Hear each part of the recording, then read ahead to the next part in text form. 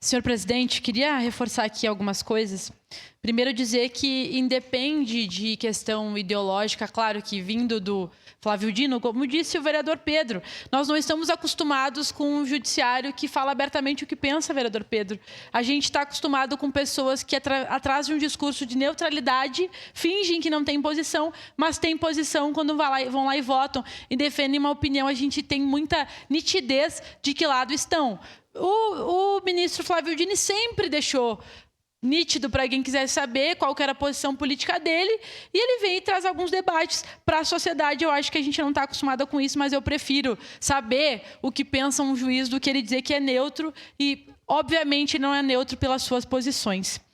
E muitas vezes a gente vê um debate, né, também travestido, já ouvi isso, dialogando até com pessoas, às vezes, assim, trabalhadoras, vereador Cláudio, vereador Jack, que elas dizem, mas eles mereceram, eles passaram num concurso, eles não sei o quê.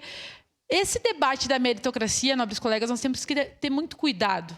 Porque eu sempre digo que se fosse por meritocracia, todo o povo brasileiro era rico, pela quantidade de trabalho. As pessoas trabalham dia e noite, né? Mãe, pai de família tem 2, 3 trabalhos para poder sustentar a sua casa.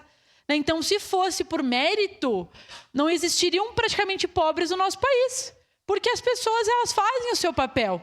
O problema é esse sistema que coloca, né, essas desigualdades e possibilita que os juízes, né, que nesse caso nós estamos falando aqui do judiciário, eles decidam, façam as suas regras sem o crivo da sociedade, e isso faz com que eles tomem decisões que estejam completamente fora da nossa realidade. Então, é inaceitável, né, que o vereador Lucas falou aqui, a gama de servidores públicos, professores, não podem receber padrão 14.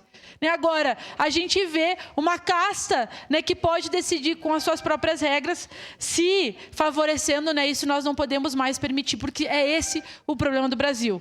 Poucos sugando e a maioria pagando, né, por esses poucos. Por isso, obviamente, votamos sim, senhor presidente. Em declaração de voto, vereadores